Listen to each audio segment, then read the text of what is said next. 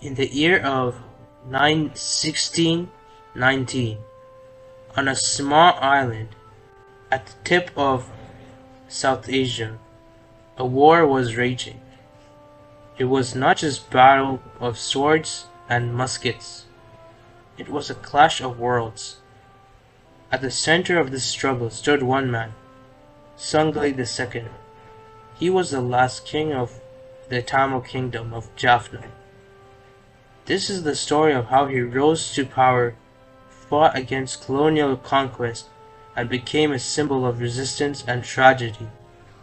Welcome to this untold story of King Cankili II.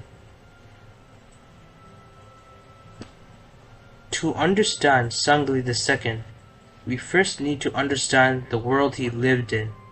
The Jaffna Kingdom was a Tamil kingdom in northern Sri Lanka. It existed over 300 years ago, founded around the 13th century by the Arya Chakravarti dynasty.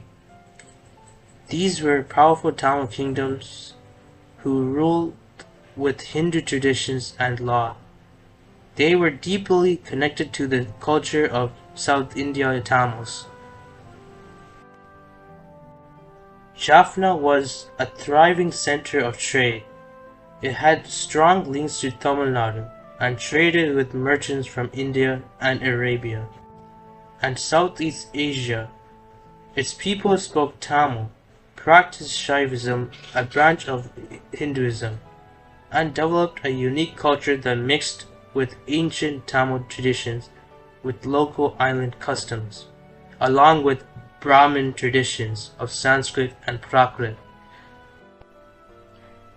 In the early 1500s, the Portuguese arrived in Sri Lanka.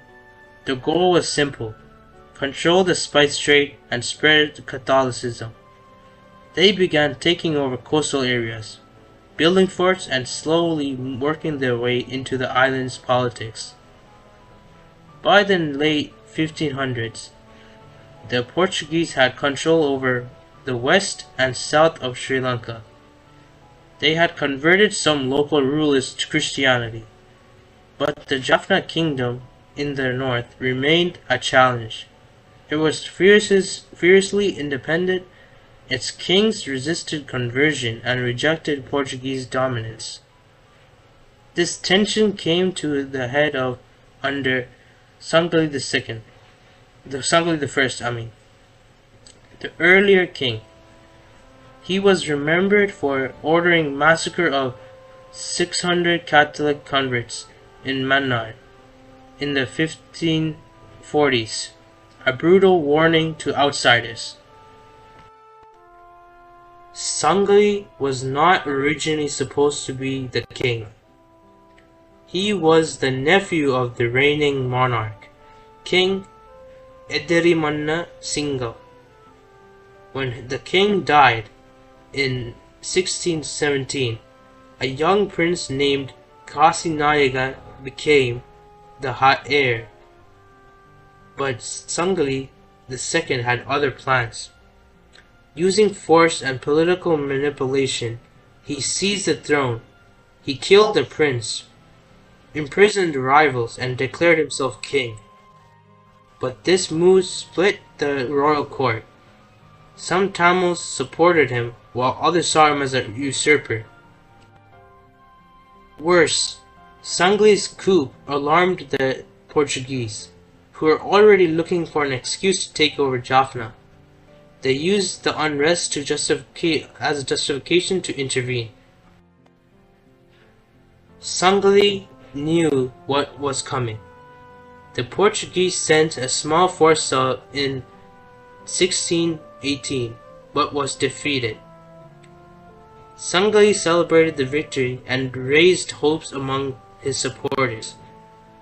He also sent letters to South India, asking the Nayaks of Tanjavur and the Vijayanagara Empire for help.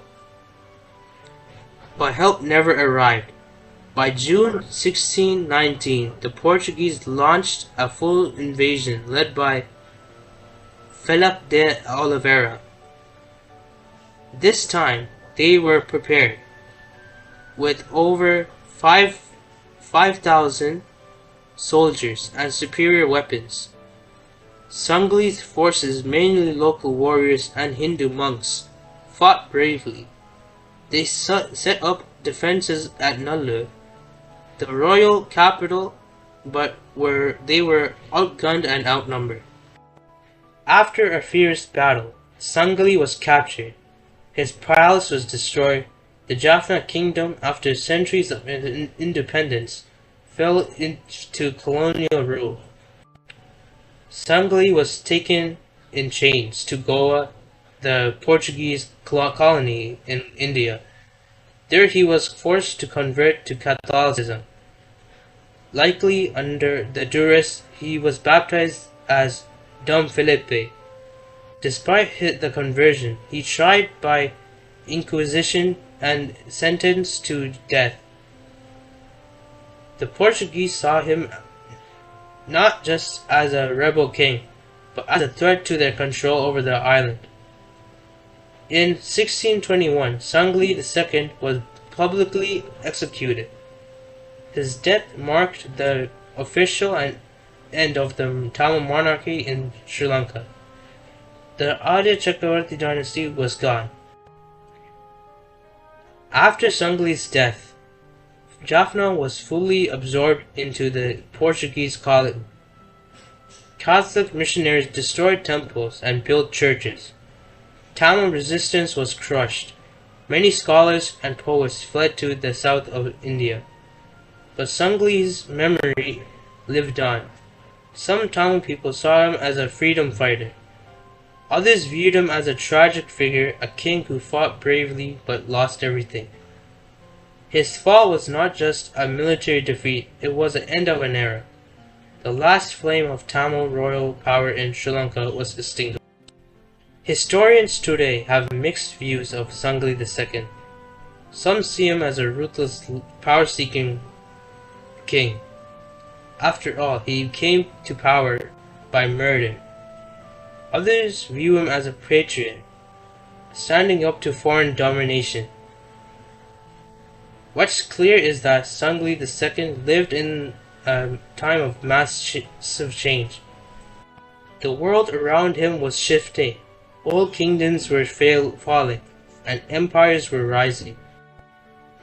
He tried to hold on to his kingdom, his culture, and his identity, but was swept away by the tide of colonialism that would reshape the island for centuries to come.